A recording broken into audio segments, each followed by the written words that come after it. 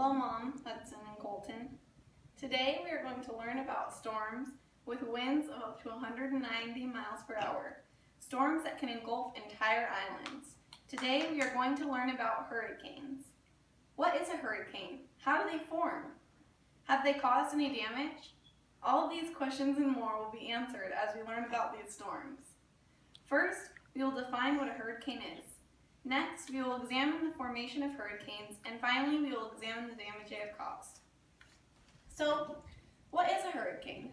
According to skijinx.gov, hurricanes are large tropical storms of the Atlantic to Pacific region. You may be wondering why it doesn't cover the whole Earth. Well, this is because other regions of the world have different names for hurricanes. As you can see on this map, in the Atlantic and Pacific region, they're called hurricanes. In the Australian region, they are called willy-willies. In the Indian Ocean, they are called tropical cyclones. And in the Asia region, they are called typhoons. The general name for hurricanes are tropical cyclones, and that name will work all around the world. Now that we know what a hurricane is, it's time to determine how they form. Meteorologists have divided the hurricane formation process into 4 distinct parts: tropical disturbance, tropical depression, tropical storm, and tropical cyclone. Hurricanes begin in warm ocean waters. As winds pass over these warm ocean waters, the water evaporates and rises higher into the atmosphere.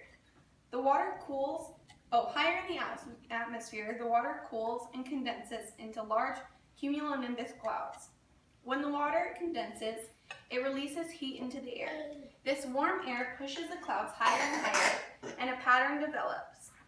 The wind circulates around the center, like water going down a drain. As the air hits more and more clouds, it creates a large cluster of thunderstorms. This is called a tropical disturbance. As the thunderstorms grow higher and larger, the air at the top of the cloud column cools and becomes unstable. But the air condenses into clouds and releases heat. This causes a high-pressure atmosphere, and it pushes the wind away from that high-pressure area. This causes the surface pressure to drop and the whole entire formation and process to start again, which causes more thunderstorms.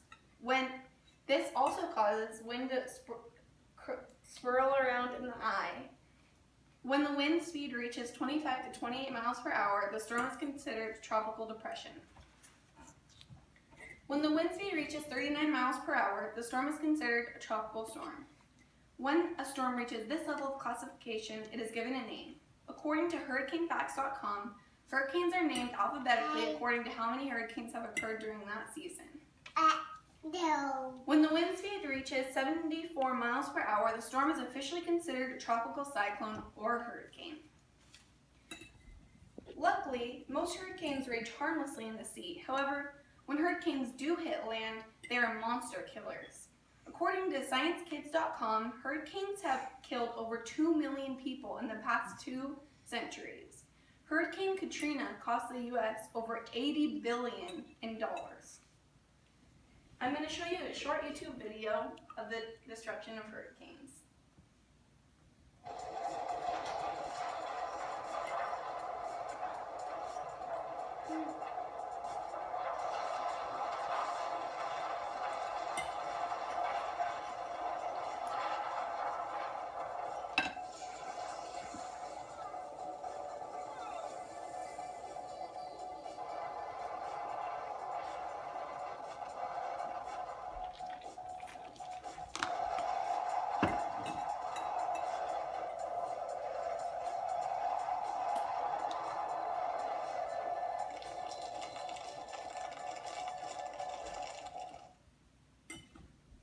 As you can see, hurricanes are monstrous. When thinking about hurricanes, it is important to remember what they are, their 4 stages and formation, and the damage they have caused. Now that you know the power of these storms, you should not take hurricanes lightly. Never take your chances if you find yourself or anyone else in an area where a hurricane warning is issued. Luckily, we don't have to worry about hurricanes in Idaho. Thanks for listening.